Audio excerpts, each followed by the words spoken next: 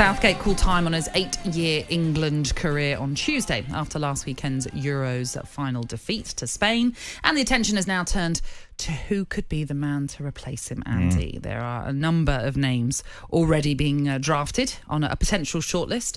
You've got Eddie Howe, Graham Potter, Lee Carsley, the current under-21 England boss. They're the front runners. Speaking on last night's Transfer Insiders show, talkSPORT's Rory Jennings made it clear which one of those he wants as the next Three Lions boss. The standout front runner by a considerable distance, in my opinion, is Eddie Howe. Why? Well, Eddie Howe has all of the attributes that you need to be the England manager. If you think about what he's done, think about the brand of football that he plays, if you think about his experience, I think he is the best that we have. Of course, there are some glaring omissions from his CV, but I'm going back to now my belief that it has to be an English manager. Okay. That he's speaking glowingly of Eddie Howe there, Rory Jennings, and says he's the best that we have as an English manager. Do you agree? I think so, yes, I do. I would agree with Rory there.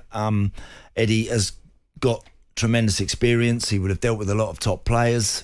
And again, I think in terms of being somebody that you know will speak well, will promote well, will be a good ambassador for English football as well as trying to be the manager, I think Eddie would certainly be very good in all of that. Now, the question is, I look at it and think that England are just a little bit short now. I think they need what you would class as one of the real elite managers, if they can get them that. I mean, I'm not saying they can go and get Klopp or they can go and get, there's talk about Pep Guardiola yesterday, and if they could go and get anything like that, I don't think they would be able to do that. But if they could, I personally think rather than promoting from within, Lee Carsley's doing a great job with the 21s. I'm sure he's going to go on to have a long and fulfilled managerial career. I think it's a tough gig to give that to someone like him. Yeah. Maybe for a game here and there, as an interim, I get that if you're waiting for somebody, if you've got to wait. But no, Eddie would certainly. Eddie's, I think, we've seen over the last couple of years, some of the football that Newcastle can play is the kind of stuff I think that England fans would like to watch on a regular basis. Whether he can deliver that, again, is the big question.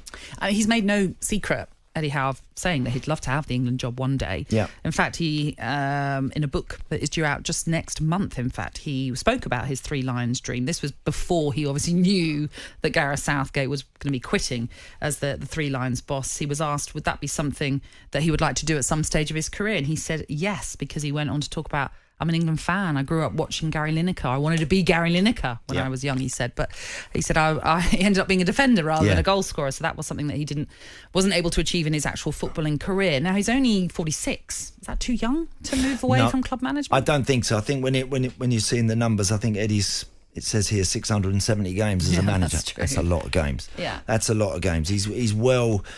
he's got plenty of experience. He's been around the block enough. He knows the business. He knows what he's dealing with. He's not walking into something that is an opportunity that's being thrown at him and he's just sort of grabbed. No, this is something that he's got absolutely all the requirements for, I think. And out of the contenders that you've been speaking about, out of the likes of Lee and Graham Potter, I think Eddie would be best suited to go and take that forward. I do. Yeah.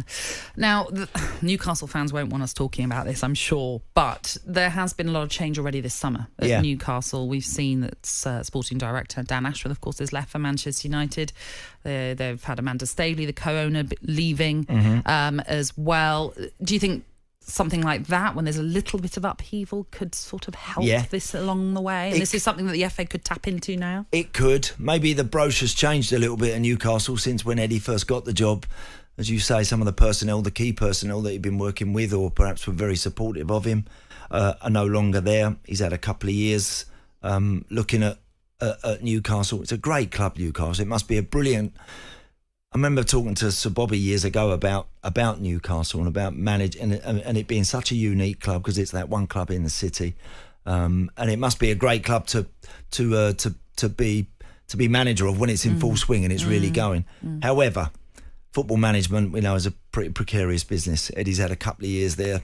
If in a year's time things go a little bit in the other direction, and all of a sudden this opportunity goes, then he would be wondering if it's ever going to come back to him. So if it comes his way now, I'd be very, very surprised if he turns it down, or Newcastle were able to really resist it. The big debate as well surrounding all of this is whether or not the next manager should be English. Yeah. The Englishmen have not only just been linked with this job, of course.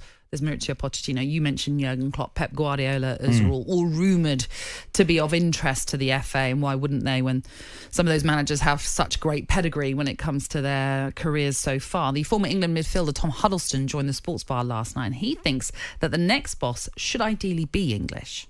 We tried it, obviously, when I was growing up with Sven, with an incredible group of players again, was unable to get over the line. I was grateful and thankful for Capello for giving me my England debut, but equally, again, a great group of players, couldn't speak the language. Tom, how hard was that squad there when we was in it? How hard was that, mate?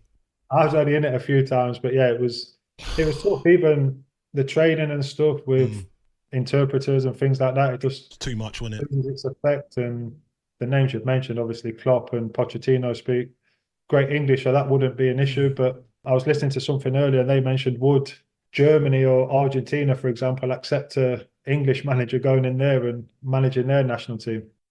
So that's Tom Huddleston on the Sports Bar. Carlton Cole, who you were hearing there as well. A new name has also been added to the mix yesterday. This is the Spurs boss, Ange Postecoglou, rumoured to be on the shortlist as well. Ange was asked about it. This is what he said about it. He said, I had a nap this afternoon, so I've no idea what is going on with the speculation. I'm at the start of pre-season and am the Tottenham manager, so I've got nothing else on my mind but trying to bring success to this football club. I mean, he does seem a bit ridiculous. He's only been in the job for a year. Yeah. But we've seen him, he's linked with Liverpool. Rumoured reports anyway, linking him with Liverpool at one stage. Now England as well. It would seem a little maybe too soon for him to be leaving Tottenham. It might not look great anyway on his CV if he was to leave for the England job. But I'm interested to know what you make of the whole the manager should be English. I get it's ideal, but if you look at the Republic of Ireland's success, their most successful manager was an Englishman. With Big Jack, of course, and it won't appeal to many, but you need a certain type of character, I think, if you're going to go. If England are going to steer away from an Englishman, I think it needs to be it needs to be someone who's got that charisma, who's got that appeal that can make people believe and start making people feel like something is going to happen. That's why I mentioned in Jurgen Klopp, I think he's such a unique manager in that respect. I think instantly when whether you're a Liverpool fan, whether you liked him, whether you didn't, you can't help but admire the way that he generates the enthusiasm around his club, and he got everybody really going. Took a while initially to get going, but once it did, boy, he had a very, very good team there, and they play some amazing football. The sort of football that you hear England fans talking about they want to see. They want to see. You know, that's another thing that's not going to be, I don't think, straightforward to deliver. There's always this feeling that, or you hear from a lot of fans watching the football over the last month, want to see England having a go more, want to see him having a go more. Well, there's more to it than just that. You can't be just so gung-ho and just going for matches from start to finish and expecting that to work against the very best. You need more than that. But Jurgen Klopp has shown that he can do that, that there are two sides to it, more than two sides to his game, that they can be unbelievably good to watch, and yet they can also do the horrible side of things and do that well if they have to. So I think he would be absolutely an ideal fit. I get it though. There's a lot of England fans that will say we don't want a German managing the national team. It don't feel right, and you can totally understand that now. But that's when you need someone who's going to walk through the door. If you are going to go down that road, who's not going to be fazed by that, not going to be bothered about that, who's going to know that in time he will get everybody behind him. And I think that's the important thing. If they're going to go for someone that isn't English. Yeah, and I think if it's going to be a forward-thinking boss, is with which everybody wants, because we know the great talents going forward for England, which we perhaps haven't seen the best of under Gareth Southgate, unfortunately. That's a given. That must be obviously a tick for whoever comes in next. But the other basic remit will be that you can't change the culture now that's instilled in England, because it's such a positive culture, as in within the camp, no cliques. It's all about being a unified camp, which in the past it never used to be. We always heard about this is the Liverpool players era, there's Chelsea, there's Man United, whatever it was. I think that's also a given, that whoever comes in has to continue Yeah. the evolution, if you like. You always want harmony, don't you, in your camp? You'd always want it to be a place that players want to come and be a part of, and that they can enjoy some success together. I think Gareth did that brilliantly during his period in charge. I thought that side of things he did amazingly well. It's now there for somebody to come in and maybe start just to apply that extra bit, which is why, again, I think you're looking for a boss that is vastly experienced and is in the elite bracket. Yeah. All right then. Well, we're taking your calls on this morning. 03717 22 33 44. We mentioned Ange Postecoglou. So is Ange Ball the kind of football you want to see England playing going forward? Is Postecoglou perhaps a man that should be high up on that list, or should, as we were just discussing there, the next English boss be English? Give us a call this morning. We'd love to hear from you. We've also had a few tips already about how to keep cool. Have we? Go on. In the what have hot we got? sun. Well, we'll do it after the break. All right. Because we've got to hit a break. And up next, we're going to go through the morning's back pages for you.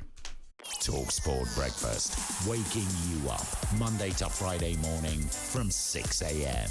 on AM, on DAB, via the talkSPORT app and on your smart speaker. talkSPORT.